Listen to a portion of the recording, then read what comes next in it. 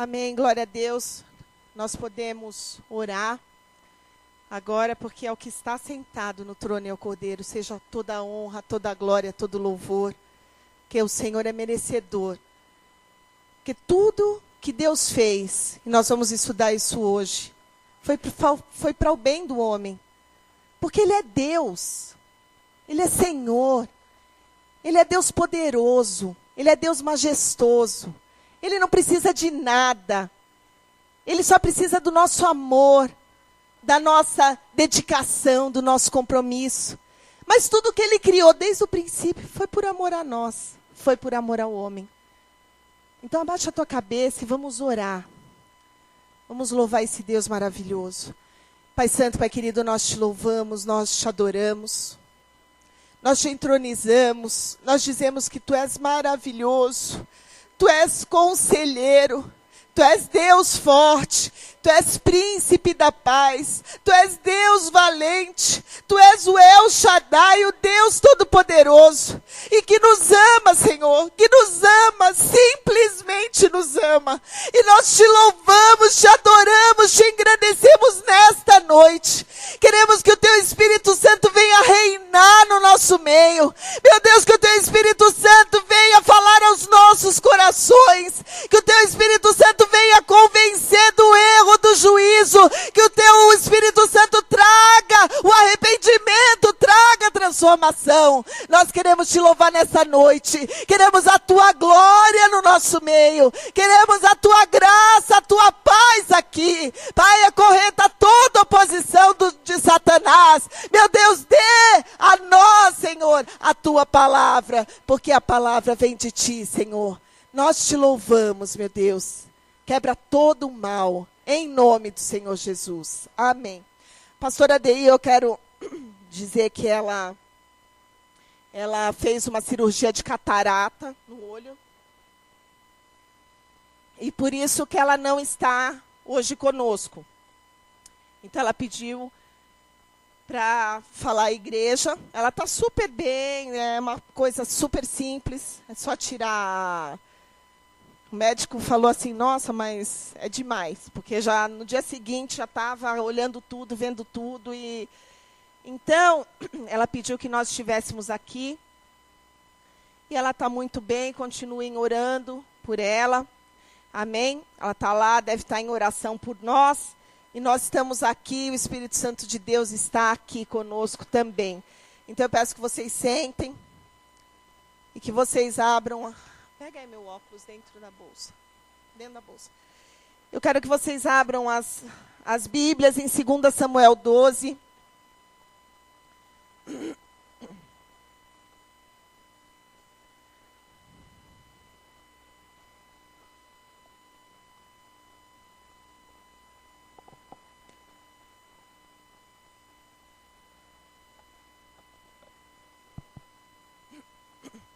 Segunda Samuel 12 diz o seguinte: o Senhor enviou Natã a Davi.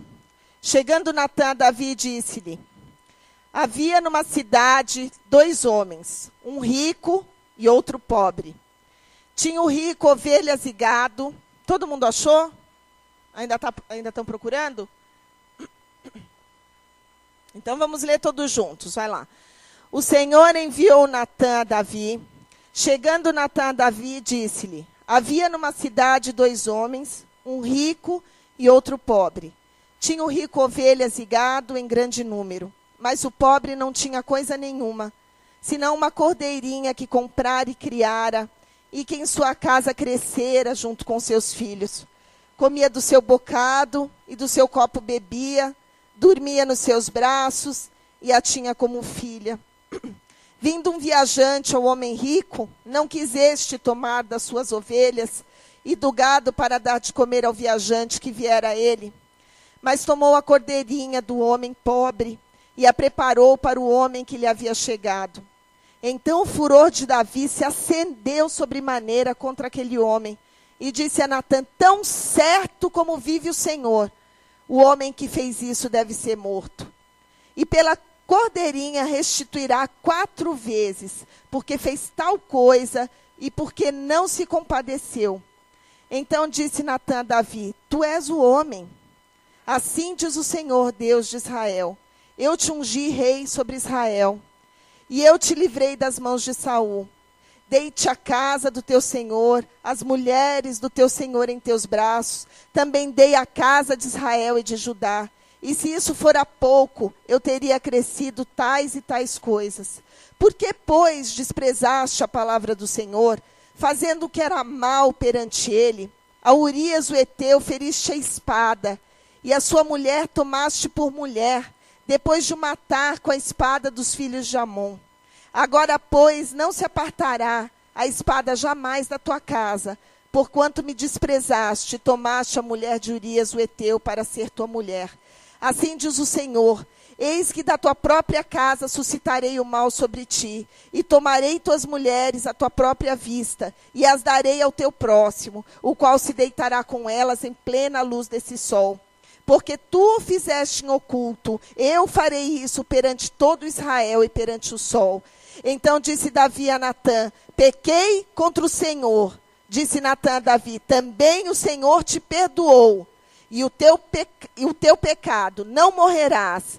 Mas posto que com isto deste motivo a que blasfemassem os inimigos do Senhor, também o filho que te nasceu morrerá. Então Natã foi para a sua casa. Igreja, aqui nós vemos uma história, a história de Davi. Davi, aqui, em nada lembra aquele Davi que foi ungido rei de Israel por Samuel.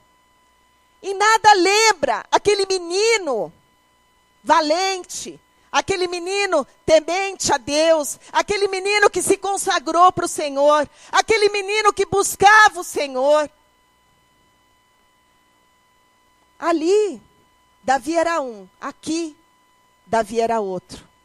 A palavra de Deus diz que quando Israel estava em paz, estava guerreando contra Amon, Davi resolveu ficar na casa dele. Um rei sempre vai para a batalha, um rei sempre luta com seu povo, um rei sempre está diante do seu povo. Mas o que fez Davi? Davi ficou na sua casa e deu vazão ao pecado. Olhou Batseba, pegou a mulher de Urias, a tomou, a engravidou. Depois chamou Urias o Heteu e falou assim: Urias, venha da guerra, vá para a tua casa, porque ele queria ocultar o seu pecado. E Urias, um servo fiel, Urias falou: não posso ver a arca do Senhor, não posso ver Joabe lutando, não posso ver o exército de Israel lutando, e eu aqui me regalando na casa. Não foi para a casa dele, nem se deitou com a esposa dele. E aí o que Davi fez? Um homem, igreja, que Deus disse que era segundo o seu coração. Um homem que Deus havia levantado com poder, tinha dado as glórias de Saul, tinha fortalecido Davi. Enquanto Davi foi perseguido por Saul, Deus o fortaleceu. Este homem agora, além de cometer o adultério, mandou matar Urias. Mandou colocar no fronte de guerra para morrer. E aí começou a derrocada de Davi. Porque tudo que nós fazemos tem volta. Tudo que nós nos permitimos fazer, a Bíblia diz assim: todas as coisas me são lícitas, mas nem tudo me convém. Tudo que quanto maior o nosso conhecimento da Bíblia, quanto maior o nosso conhecimento de Deus, quanto mais perto estamos de Deus, mais nos será cobrado. Porque nós temos conhecimento do que fazemos. E Davi não só tinha conhecimento do que ele fez, como ele tentou ocultar o seu pecado. Desesperado, mandou matar Urias e tomou Batseba como se aquilo fosse a salvação. Mas para Deus nada está oculto. E quando Deus mandou Natã lá e contou a história da cordeirinha, e Davi se indignou. Davi percebeu que a mão de Deus pesava sobre ele. E a partir daí a gente pode ver o que aconteceu com Davi. Aminon, seu filho primogênito, tomou a irmã de Absalão, que também eram filhos de Davi, coabitou com ela, estuprou a menina.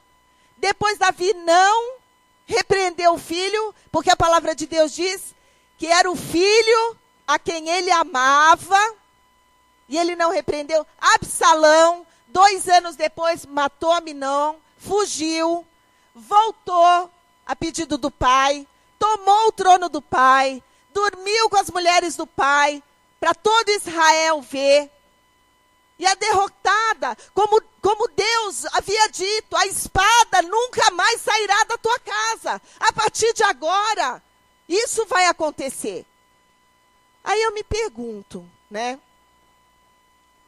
Será que Deus, tudo que ele fez desde o princípio, foi para o mal do homem? Não, não foi para o mal do homem. Nós temos a palavra de Deus escrita em 1500 anos. São 66 livros, são 44 autores diferentes. E quando Deus instituiu o povo de Israel, a primeira coisa que ele fez foi o quê? Foi estabelecer regras para o povo. Mas Deus estabeleceu regras para o povo para punir o povo? Não, Deus estabeleceu regras, igreja, para nós. Deus estabeleceu regras para que nós conseguíssemos viver em sociedade, para que nós tivéssemos um país feliz, para que nós tivéssemos uma família feliz. Deus estabeleceu regras para colocar limite no homem. Quando ele deu os 10 mandamentos lá em Êxodo 20, quais são os mandamentos? Honrará o teu Deus de todo o teu coração, de toda a tua alma, de todo o teu entendimento. Não farás outros deuses diante de ti. Não adulterarás. Não cobiçarás a mulher do teu próximo. Não matarás. Não tomarás o nome do Senhor teu Deus em vão. Não guarda o dia de sábado. Honra teu pai e tua mãe. Tudo isso, igreja, são regras que Deus nos deixou para o nosso próprio bem. Por que Deus disse aqui a Davi e estava falando do adultério? Porque quando Deus criou lá no Éden, Adão e Eva, Deus estabeleceu a família. E a família é uma coisa sagrada para Deus. Por que Deus diz que não se pode ter sexo antes do casamento? Justamente porque a união, o casamento instituído por Deus é uma coisa sagrada, é uma coisa abençoada, é uma coisa única, é uma coisa que Deus faz com que a família se equilibre. Por que a Bíblia diz que não podemos adulterar? Olhar, a Bíblia diz o seguinte: se você olhar com intenção impura para a mulher, você já pecou com ela. Em Hebreus, diz: torna o seu leito sem mácula. Torna o seu leito sem mácula. Então, tudo que Deus faz é para nós. É para nós. Então, nós vamos ver isso agora. O que Deus fala sobre o casamento, o que Deus fala sobre os filhos, o que Deus fala sobre os deveres espirituais. Deus deixou tudo isso escrito na Bíblia. A Bíblia é a nossa regra de fé. Aqui tem tudo. Igreja, aqui tem tudo que você pode imaginar. Tem até assim, não seja fiador de ninguém. Se nós lêssemos a Bíblia, nós saberíamos, né? Até não seja fiador de ninguém. 6 vezes Deus fala a mesma coisa em Provérbios, né? Não seja fiador de ninguém. Não fie para ninguém, porque você vai ficar refém dessa pessoa. Então, a Bíblia diz aqui das coisas mais básicas às coisas mais complexas. É preciso entender, é preciso compreender o que o Senhor tem para nós. Amém? Então, vamos abrir lá em Gênesis.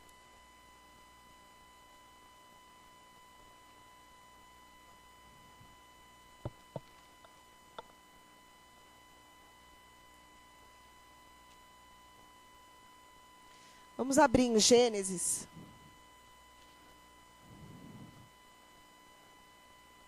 capítulo 2, versículos 18, 21 e 25. Gênesis 2, 18. Disse mais o Senhor Deus: não é bom que o homem esteja só. Far-lhe-ei uma auxiliadora que lhe seja idônea. E 21 a 25. Então o Senhor Deus fez cair pesado sono sobre o homem, e este adormeceu. Tomou uma das suas costelas e fechou o lugar com carne. E a costela que o Senhor Deus tomara ao homem transformou numa mulher e lá trouxe. E disse o homem: esta, afinal, é osso dos meus ossos e carne da minha carne. Chamar-se-á varoa, porquanto do varão foi tomada. Por isso deixa o homem pai e mãe, se une à sua mulher, tornando-se dois numa só carne. Então, o casamento já começou daí, né? Quando Deus disse assim: não é bom que o homem fique só. Muitas igrejas falam que o homem deve ficar só para Deus. O apóstolo Paulo também dizia que se você consegue se controlar, é melhor que você esteja só do que casado. Porque você consegue trabalhar para Deus. Porque casamento demanda responsabilidade, demanda amor, demanda tolerância, demanda paciência, demanda cuidado. Demanda uma série de coisas. E quando Deus estabeleceu esses princípios lá no Éden, Ele disse, Ele não tirou, né, como nós sabemos, nem da cabeça para mandar e não tirou nem do pé. Tirou para ser uma auxiliadora, uma companheira, um acompanhante.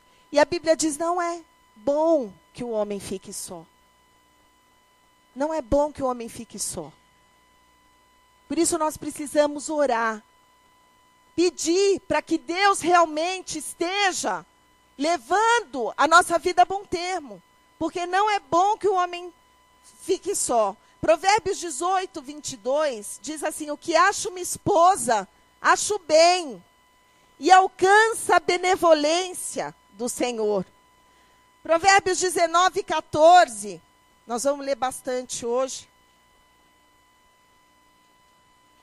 Provérbios 19, 14 diz o seguinte: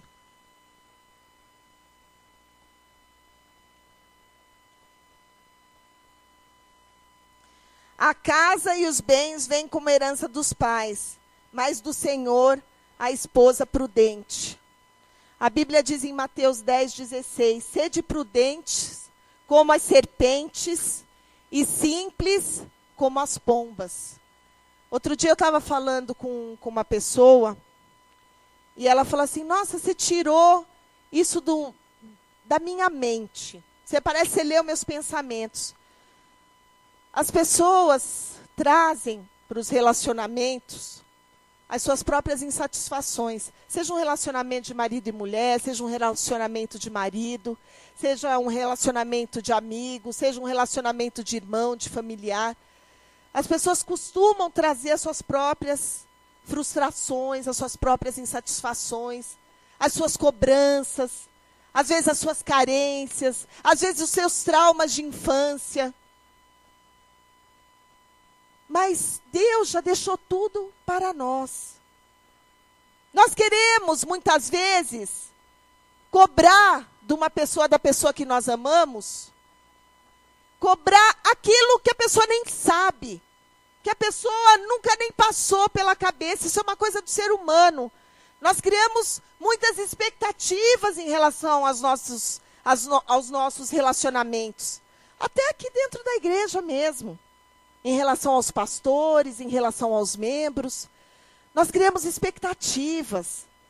Né? Ah, tal fulano podia ter feito isso para mim, podia ter olhado assim para mim, podia ter me dado uma palavra assim para mim. Mas sabe, igreja, Deus respeita as nossas características.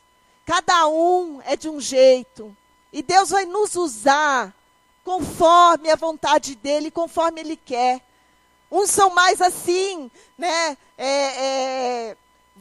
São mais corajosos. Outros são assim, um pouquinho mais quietinhos. Mas Deus vai te usar conforme a tua característica.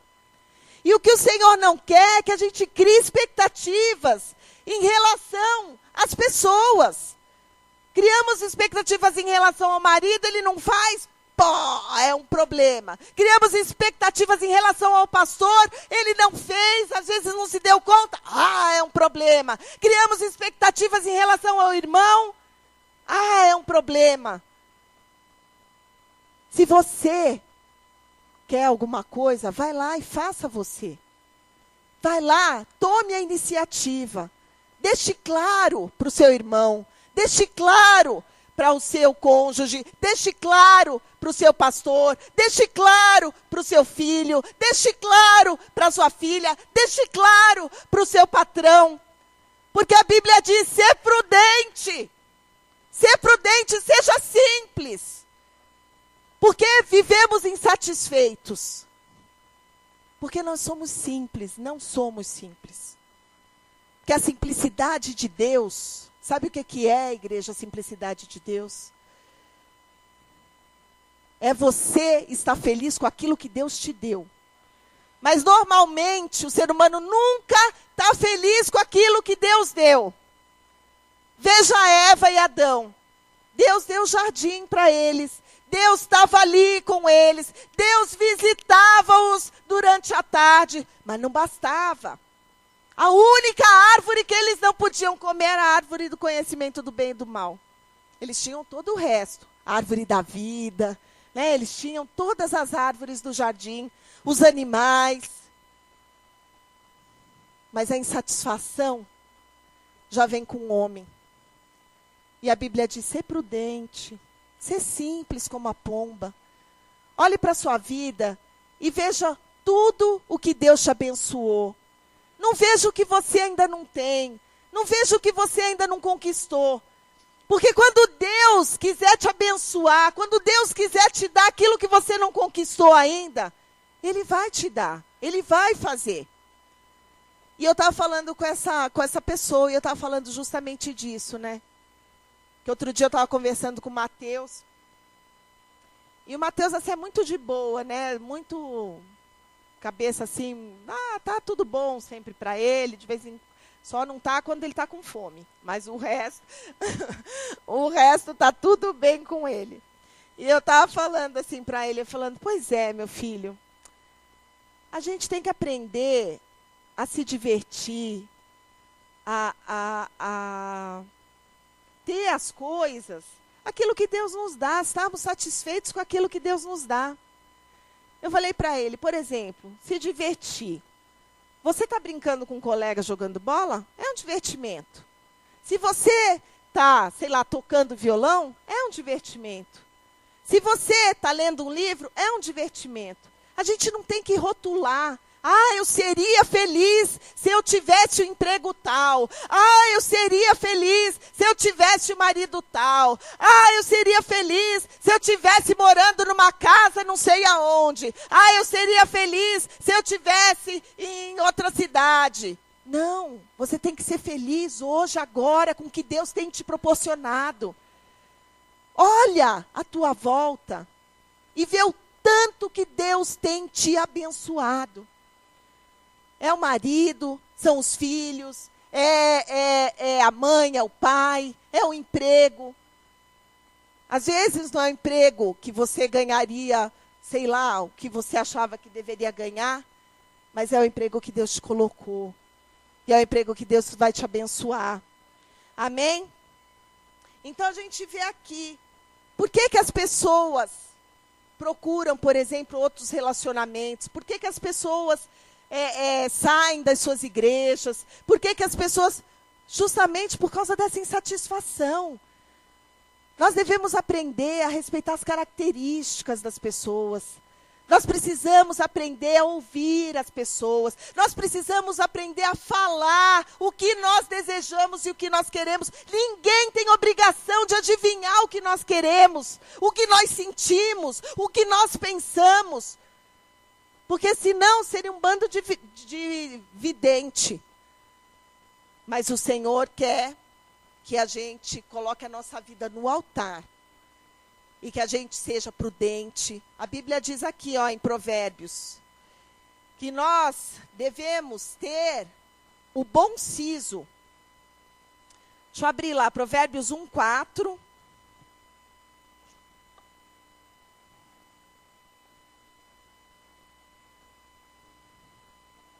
Provérbios 1, 4 diz, não deixa ninguém dormir não, cutuca aí quem estiver dormindo. Para dar aos simples prudência e aos jovens conhecimento e bom siso.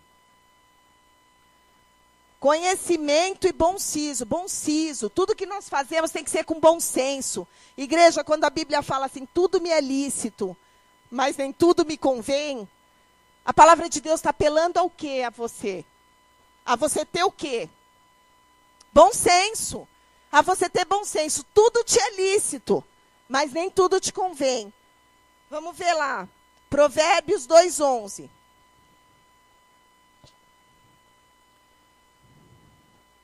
O bom siso te guardará, e a inteligência te conservará. O bom siso, o bom senso te guardará, e a inteligência te conservará. Vamos lá, Provérbios 3:21. Não te desamparem a benignidade e a fidelidade, atas ao pescoço. Escreve na tábua do teu coração. Agora o 21. Filho meu, não se apartem essas coisas dos teus olhos. Guarda a verdadeira sabedoria e o bom senso. Guarda a verdadeira sabedoria e o bom senso. Igreja, para nós vivermos o evangelho de uma forma sábia, para nós vivermos o evangelho de uma forma correta, nós temos que ter bom senso. Nós devemos saber a hora de falar, nós devemos saber a hora de calar, nós devemos saber a hora que nós devemos disciplinar, nós devemos saber a hora que nós temos que edificar, nós devemos saber a hora que nós temos que exortar. Isso tudo é com bom senso, com o Espírito Santo de Deus que dá essa consciência e esse senso a cada um de nós. Para que nós possamos viver. Então Deus fez tudo isso para o homem. Ele já é Deus, ele não precisa de nada. Então todas as regras que ele criou para o nosso próprio bem, para que a gente seja feliz, para que a gente conquiste a felicidade, a bênção de Deus. Então vamos ver lá. 1 Coríntios 7, 2-5. A gente ainda está falando de relacionamento. É que aqui tem muita coisa sobre o casamento, mas o casamento a gente também pode passar para os relacionamentos de amigos, relacionamentos outros que nós temos. 1 Coríntios 7, 2-5. Mas por causa da impureza, olha o que Deus fala aqui. Mas, através do apóstolo Paulo. Mas por causa da impureza, cada um tem a sua própria esposa e cada uma o seu próprio marido. O marido conceda à esposa o que lhe é devido. E também, semelhantemente, a esposa ao seu marido. A mulher não tem poder sobre o seu próprio corpo, e sim o marido. E também, semelhantemente, o marido não tem poder sobre o seu próprio corpo, e sim a mulher. Não vos priveis um do outro, salvo, talvez, por mútuo consentimento, por algum tempo, para vos dedicardes oração, e novamente vos ajuntardes, para que Satanás não vos tente por causa da incontinência. Isso vos digo como concessão e não por mandamento. Caso, porém, no 9, não se dominem, que se casem. Isso falando para os solteiros. Porque é melhor casar do que viver abrasado. Aí 1 Coríntios 7,14 diz o seguinte. Porque o marido incrédulo é santificado no convívio da esposa. E a esposa incrédula é santificada no convívio do marido crente. Doutra sorte, os vossos filhos seriam impuros. Porém, agora são santos. Então, o que o apóstolo Paulo está dizendo aqui? Que quando você se une, você não tem mais poder sobre você e nem sobre o seu marido. É de comum acordo. Ali, você não pode se privar um do outro. E essa história, meu marido não é crente, eu vou largar o marido. Não é isso que a Bíblia diz. Não é isso que a Bíblia diz. A Bíblia diz: santifica o teu marido. Santifica a tua esposa pelo seu comportamento, pelas suas atitudes, pelo seu amor, pela sua tolerância, pela sua paciência, pela sua dedicação. Santifica o seu marido. Amém? Então, ó, tudo isso, igreja, é Deus.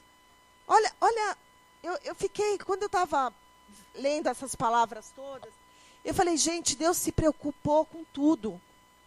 Se olha lá em Êxodo, em Números, Deus se preocupava de dizer para o povo assim, olha, quando você fizer as suas necessidades, cava um buraco e tampa, com regras de higiene. Deus se preocupa com todas as regras para nós, porque Ele não queria o povo dele doente, com problemas. Então, tudo tem aqui na Bíblia. Se a gente for ler, for procurar, tem tudo. Para solteiro, para casado, para viúvo, para o que for. Agora, não se prive no seu relacionamento. Fora do relacionamento, não. Fora do casamento, a Bíblia diz, é melhor estar casado, acabamos de ler, do que se abrasar. Porque essa é a palavra de Deus. Amém? Então, continuar. Efésios 5:33. Olha, eu não sei por que Deus me deu essa palavra de casamento e de tantas outras coisas, mas Ele sabe. Efésios 5:33. Não obstante, vós, cada um per si, também ame a própria esposa como a si mesmo, e a esposa respeite o seu marido. Nós vemos hoje que não há respeito, né? Não há postura, não há respeito, não há amor, não há paciência. As pessoas casam, um ano depois estão descasadas. As pessoas começam um relacionamento, um ano depois estão separadas. Não há paciência. Ou tem um caso extraconjugal, né? Porque sai por aí. Eu sei que isso, para o povo de Deus, Deus não permite. E é uma questão de postura, igreja. Eu me lembro que uma vez eu ia fazer uma reunião, e eu estava esperando a sala de reuniões do grupo Ticket, na época, vagar, ia todo mundo se reunir ali. E eu vi uma cena que eu nunca esqueci na minha vida. Um homem que eu não conhecia, ele estava em pé, aí chegou uma mulher que devia trabalhar com ele com um relatório. E ela chegou, mas chegou chegando mesmo. Eu vou te dizer, eu estava na cadeira, até me revirei na cadeira de ver aquilo. Aí ele chegou assim, ela chegou, ficou assim, bem pertinho dele, deu o relatório, ele deu um passo para trás, e tomou distância, isso é postura. Aí ela pegou, chegou de novo, ele deu outro passo para trás, isso é postura. Isso é postura. Deus exige de nós, igreja, postura. Em tudo que nós formos fazer, Deus exige de nós postura. Postura contra o pecado, postura contra a tentação. Porque é o que nem eu falo. Se a pessoa sabe que o outro está querendo alguma coisa, você não tem que ficar saindo para tomar cafezinho, indo almoçar com a pessoa, dando carona, porque uma hora você vai cair. Uma hora vai cair. Então, a Bíblia diz que nós temos que ter postura para tudo. Postura. Quando um guarda te para uma vez pararam o pastor Hélio numa rodovia e fizeram aposta no carro que ele não ia dar suborno para o guarda, né? Fizeram aposta não, ele não vai dar suborno, não sei o quê, não sei o quê. E o guarda realmente estava querendo um suborno. E ele não deu, por quê? Não, o senhor pode me multar, eu estou errado mesmo, porque ele estava com uma cópia da carteira de habilitação. E carteira de habilitação não pode andar com cópia, né? E ele disse, não, pode me multar. Isso é postura, igreja. Então, qual tem sido a sua postura diante do pecado? Qual tem sido a tua postura diante de uma tentação? Qual tem sido a tua postura, sabe, para os jovens, né, de ir numa balada, se embriagar, fazer coisas que não devem? Qual é a tua postura em relação, se você sabe que o homem ou a mulher tem compromisso? Qual tem sido a sua postura? A nossa postura, igreja, tem que ser uma postura ilibada. Tem que ser uma postura correta. Então, vamos lá.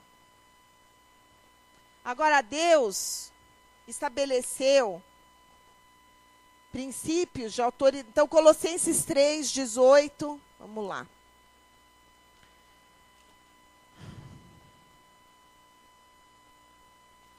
Colossenses 3:18-19. Esposas, sede submissas ao próprio marido, como convém no Senhor. Maridos, amai vossa esposa e não a trateis com amargura. Não a trateis com amargura. E 1 Timóteo 5:8 diz o seguinte: ora, se alguém não tem cuidado dos seus, e especialmente dos da própria casa, tem negado a fé e é pior do que o descrente. A Bíblia diz que nós devemos colocar o Senhor em primeiro lugar da nossa vida, sim. Mas a Bíblia também diz que nós não podemos negar o da nossa própria casa. Que nós devemos cuidar daqueles que são da nossa família, daqueles que pertencem à nossa família, porque senão nós somos como descrentes. Amém? Isso tudo são regras, igreja, que Deus está nos... Aí a gente fala assim, todo relacionamento demanda responsabilidade, né? Por que só que Jesus diz em Mateus 5, que só quando há adultério que é permitido a separação? Porque é uma quebra de aliança. Há uma quebra da aliança. Como se tivesse uma quebra. Quando Deus se referia a Israel, ele dizia, vocês adulteraram com outros deuses. Quer dizer, vocês quebraram a aliança que vocês tinham comigo. E há uma quebra. Agora nós vamos ver o que Deus fala sobre o princípio da autoridade. Que Deus respeita a autoridade. Deus respeita a autoridade. Sabe, outro dia eu estava no clube, e aí eu vi uma mulher chorando, né? E ela chorava, e ela chorava, e ela chorava. E as pessoas começaram a se reunir em volta dela. E ela mostrou, assim, uma mancha roxa no braço. O filho tinha batido nela. O filho tinha batido nela. A gente tem visto por aí também, filho matando pai, pai matando filho. Outro dia eu fiquei estarrecida quando eu vi um neto matou a avó porque a avó não deixou ele jogar videogame. Isso é o que o mundo está aí, sabe por quê, igreja? Porque Deus deixou os princípios de autoridade, Deus deixou todas as regras escritas na Bíblia. E que se nem os cristãos, mal e mal, estão fazendo, que dirá o povo daí de fora? Só que Deus deixou para que a gente faça, porque não é para o nosso mal, não é para Deus nos punir, não é difícil, não, é para o nosso bem. Então vamos lá ver. Efésios 6.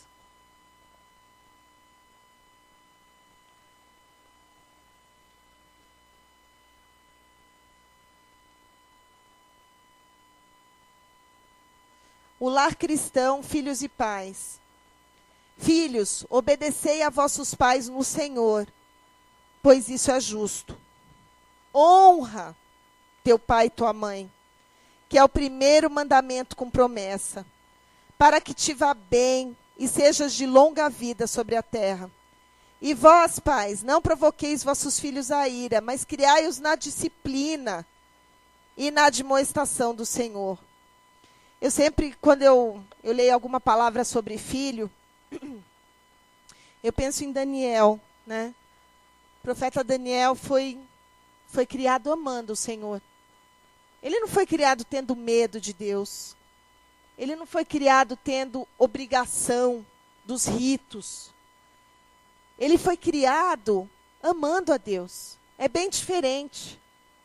Isso é uma obrigação nossa, como pais, como tios, como avós, de criar na criança, de futuros pais, né, Ju e Eduardo? Mas de criar na criança, criar o amor a Deus. Não é, porque tem muito cristão que vem na igreja porque tem medo de Deus. Se eu não for na igreja, Deus vai me matar, Deus vai me colocar não sei aonde, Deus vai me trucidar. Tem muito cristão que vem, porque desde pequenininho eu fui criado indo na igreja, então todo domingo eu tenho o hábito de ir na igreja, porque meus pais, desde quando eu era pequeno, me levavam na igreja. Não, está tudo errado. Está tudo errado. A gente tem que vir na igreja porque a gente sente prazer de vir na igreja. A gente sente prazer porque esse mesmo Deus que nos criou, é o Deus que cuida de nós, e nós estamos aqui para louvá-lo, para adorá-lo, para engrandecê-lo, para agradecer ao Senhor. Nós vemos na igreja, não porque os pastores vão chamar a nossa atenção. Se eu faltar um culto, o pastor vai lá, você faltou um culto.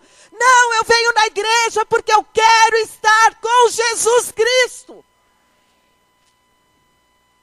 Igreja, isso é muito sério.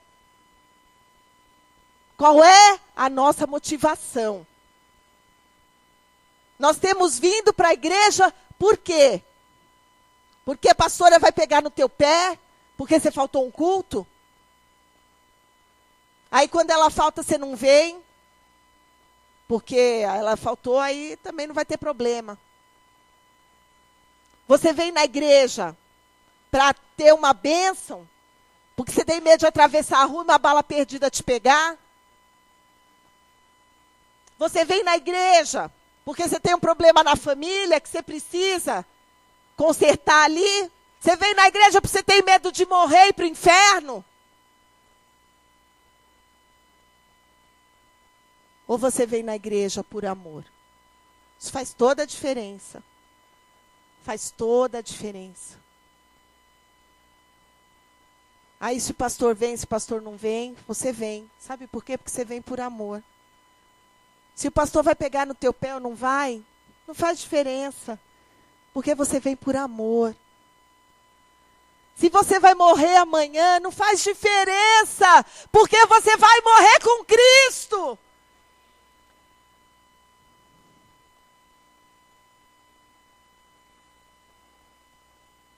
Se o teu futuro pertence a Deus, não faz diferença. Porque o que acontecer com você, Deus está no controle. Se você perdeu um emprego, não faz diferença. Porque Deus tem outro para te dar. Amém, igreja?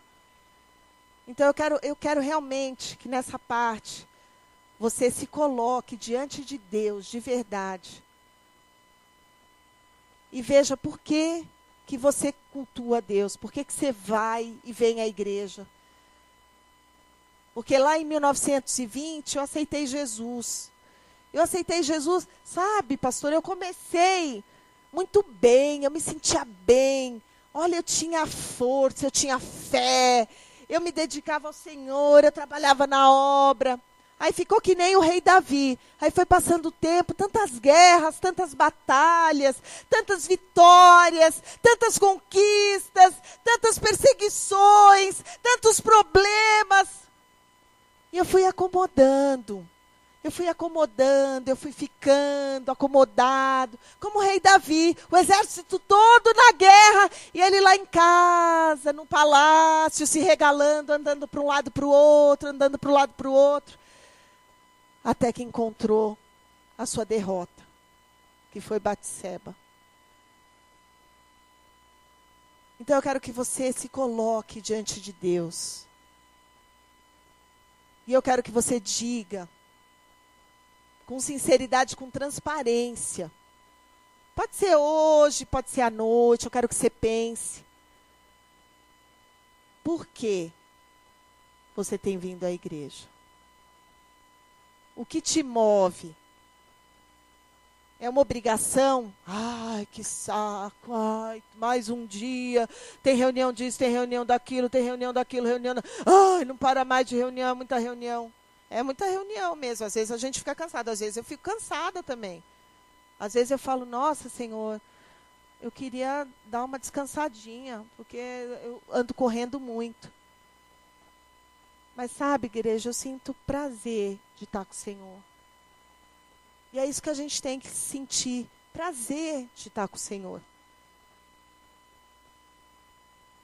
São muitos os problemas dessa vida.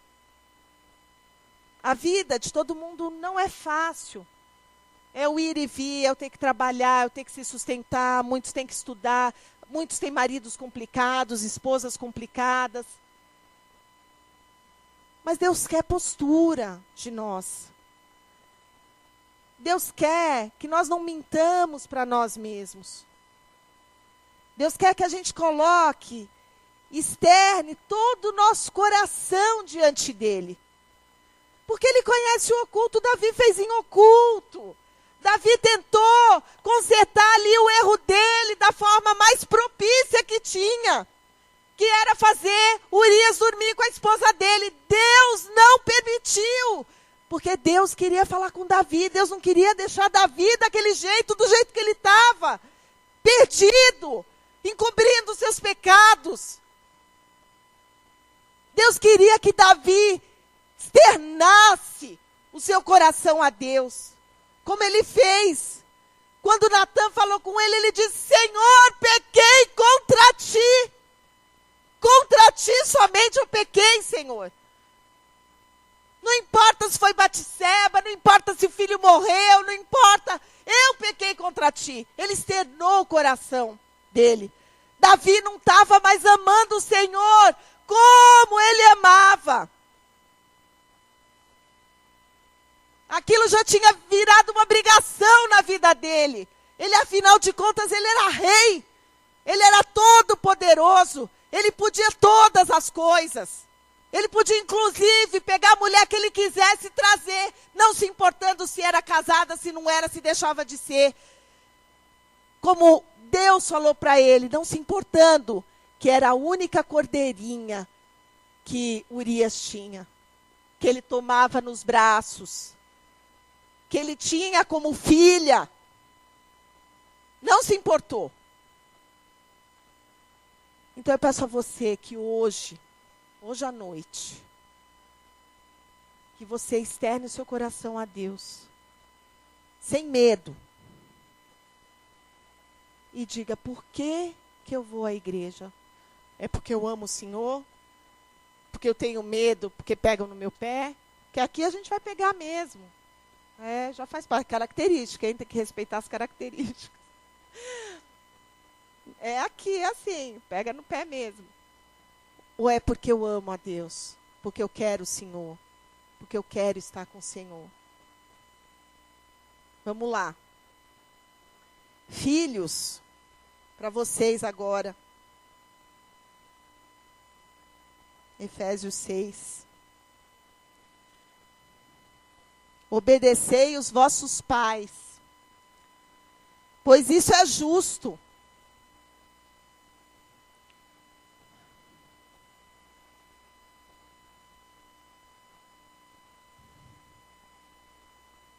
Eu tenho visto,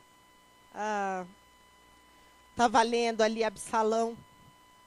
Absalão era um filho rebelde. Era um filho rebelde.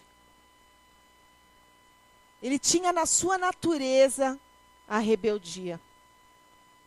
Muitos de nós, às vezes, somos filhos rebeldes para com Deus. Temos na nossa natureza a rebeldia. E Deus trata com o rebelde, trata de uma forma dura. Porque Ele tratou com Satanás de uma forma dura. Eu sempre tomo como exemplo Satanás. Satanás era o anjo do céu, diretor dos louvores de Deus.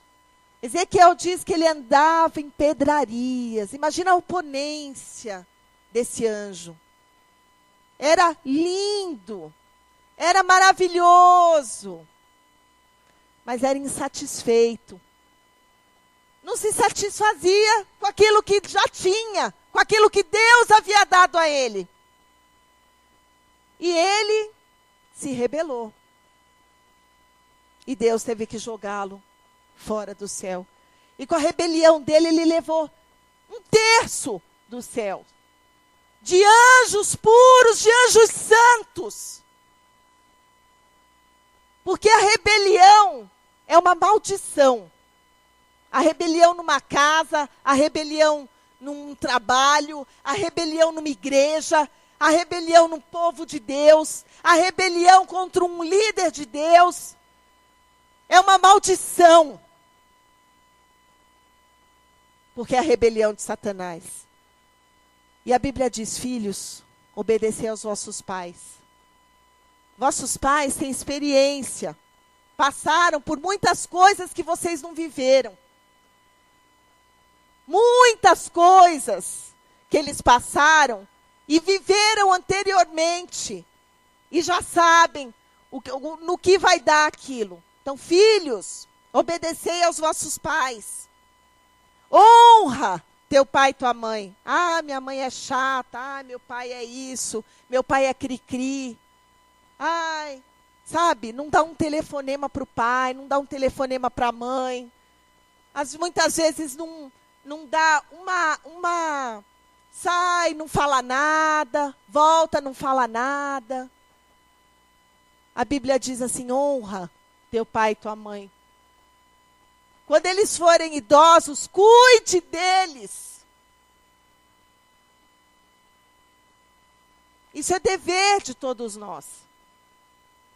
Então a Bíblia tem regra para tudo, para você viver bem, para você viver feliz.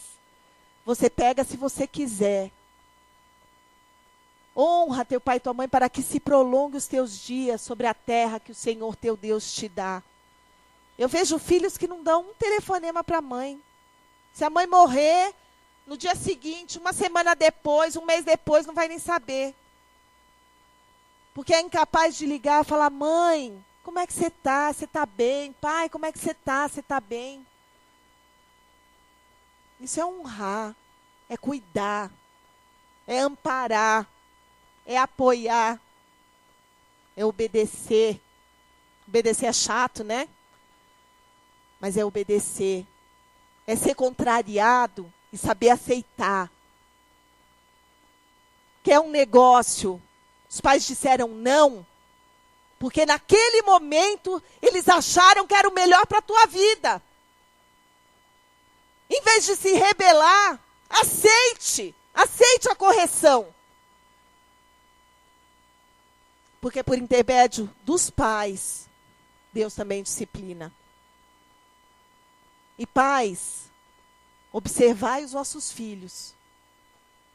Deus não quebra princípio de autoridade. Isso é para filho pequeno, é para filho grande, é para filho já criado, que nem eu. Deus não quebra princípio de autoridade. Jamais. Essa coisa de pai é só amiguinho de filho? Não.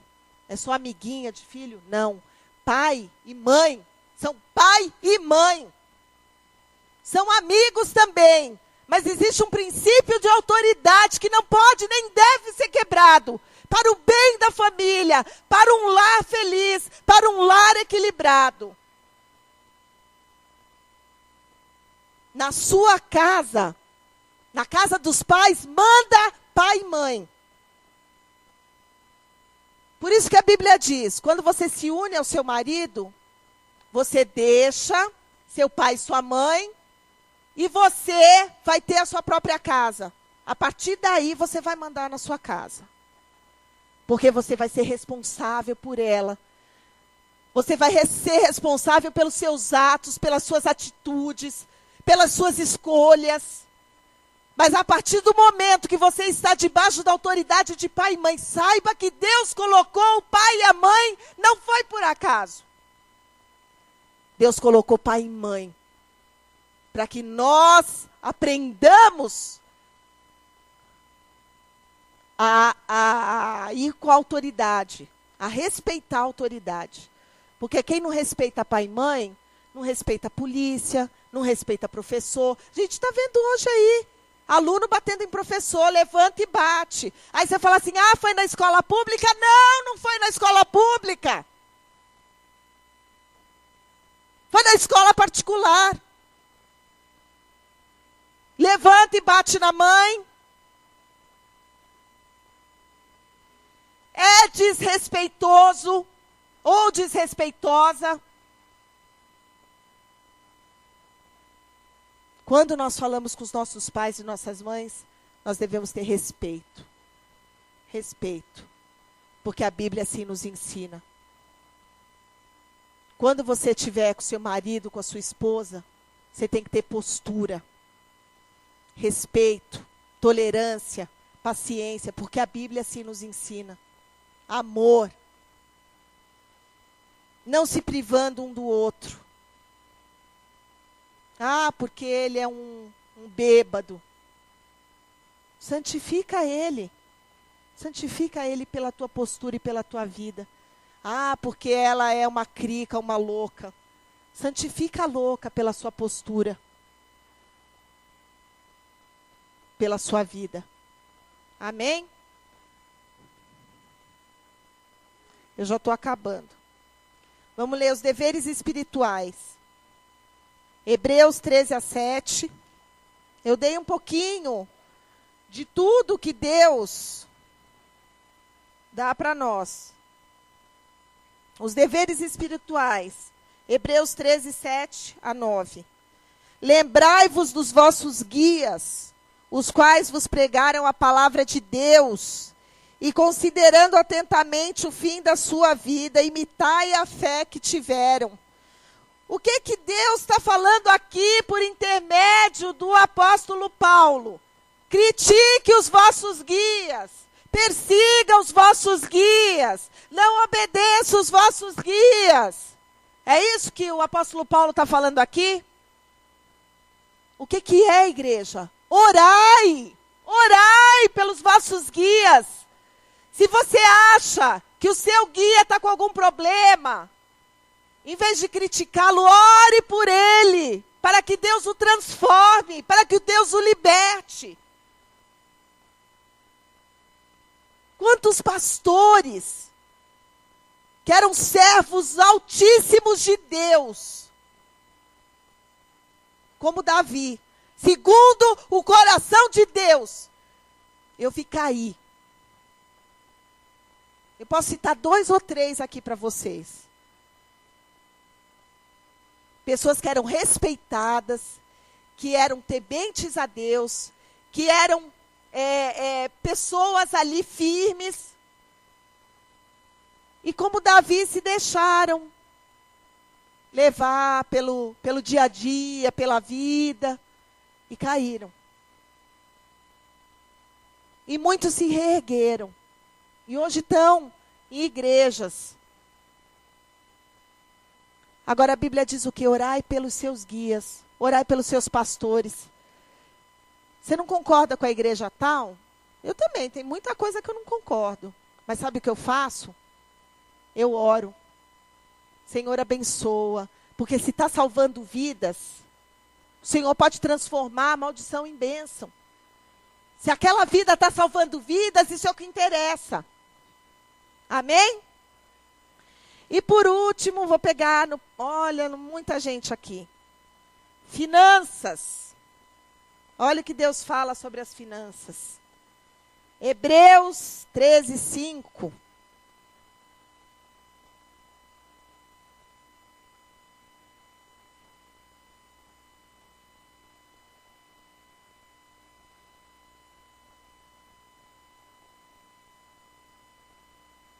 13:5 mesmo? 1 Coríntios. Essa Bíblia gruda as páginas.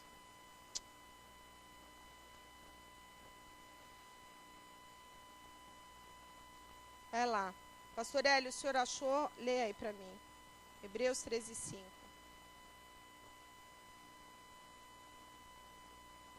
Marquei tudo. Tirou. Pega aí. Eu já vou procurar o outro para ir mais rápido. Pode ler, que eu já vou procurar.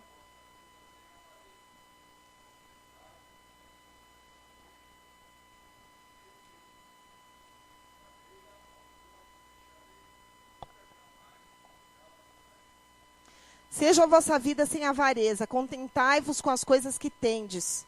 Aquilo que eu falei no início. Por que a pessoa muitas vezes se encalacra? Tem o guarda-roupa cheio. Não, mas tem que comprar mais um. Tem o sapateiro cheio, mas tem que comprar mais um. Acabou de comprar o imóvelzinho que Deus deu, tá bonitinho, sabe? Às vezes não é aquilo dos sonhos, mas está lá, Deus te deu, Deus te abençoou. Não, mas eu quero mudar, eu quero outro. Não, a gente pode melhorar, a gente deve melhorar. Desde que nós tenhamos condições para isso. Deus nos dê condições para isso. Quando nós queremos melhorar sem ter condições para isso, nós encalacramos a nossa vida, encalacramos a vida da nossa família, encalacramos a vida dos nossos filhos. Deus está falando aqui. Deus está falando aqui. Meu Deus. Hebreus 13:5. Seja a vossa vida sem avareza, contentai-vos com as coisas que tendes. Porque ele tem dito, de maneira alguma te deixarei, nunca jamais te abençoarei, te abandonarei. Então, pare de querer ter, e fazer. Se contente com Deus, com aquilo que Deus está te dando. O dia que Deus te der para você melhorar, você melhora de vida. Êxodo 16:4. Para você ver, Deus não gosta de desperdício, igreja. Deus tem tudo aqui na Bíblia. Êxodo 16:4. Então disse o Senhor a Moisés, eis que vos farei chover do céu pão, e o povo sairá e colherá diariamente a porção para cada dia, para que eu ponha à prova se anda na minha lei ou não. Aí no 15... Vendo os filhos de Israel, disseram uns aos outros, que é isso? Pois não sabiam o que era. Disse-lhes Moisés, isto é o pão que o Senhor vos dá para vosso alimento. Eis que o Senhor vos ordenou, colhei disso, cada um segundo o que pode comer. Um gomer por cabeça, segundo o número de vossas pessoas. Cada um tomará para os que se acharem na tua tenda. Assim o fizeram os filhos de Israel e colheram, uns mais, outros menos. Porém, medindo, não sobejava o que colhera muito, nem faltava o que colhera pouco. Pois colheram cada um quanto podiam comer. E Moisés disse assim, ninguém deixe para a manhã seguinte. Eles, porém, não deram ouvidos a Moisés e alguns deixaram o maná para a manhã seguinte. Porém, deu bicho e cheirava mal. Deus te dá as bênçãos, é o seu maná. É o seu maná. Seja um imóvel, seja um carro, seja um emprego, seja o seu alimento diário, é o seu maná. Não queira ter mais do que você deveria ter ou pode ter. Porque nós temos que ter postura, como eu disse. Nós devemos mostrar aí fora que nós somos pessoas diferentes. Minha mãe não vendia para crente. Ela tinha boutique e não vendia para crente de jeito nenhum.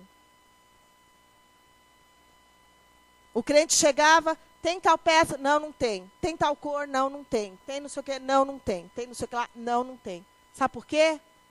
Porque para todo crente que ela havia vendido anteriormente, tinha um calote do tamanho do mundo. Por isso que a Bíblia diz, sede prudentes e sede simples.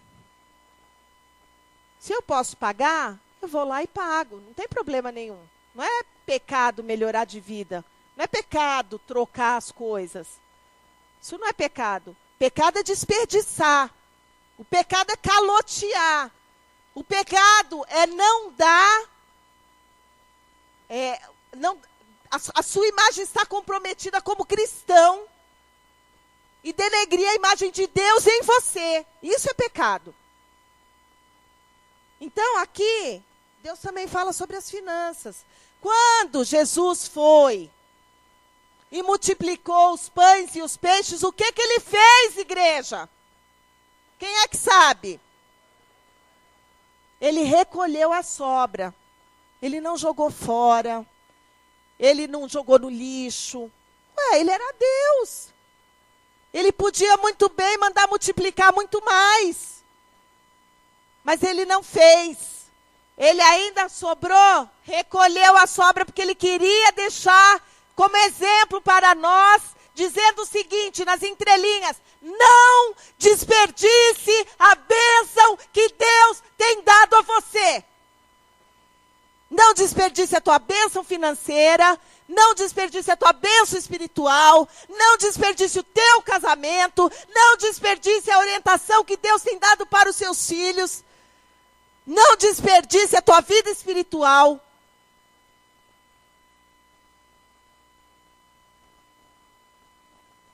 E principalmente, expõe o teu coração ao Senhor.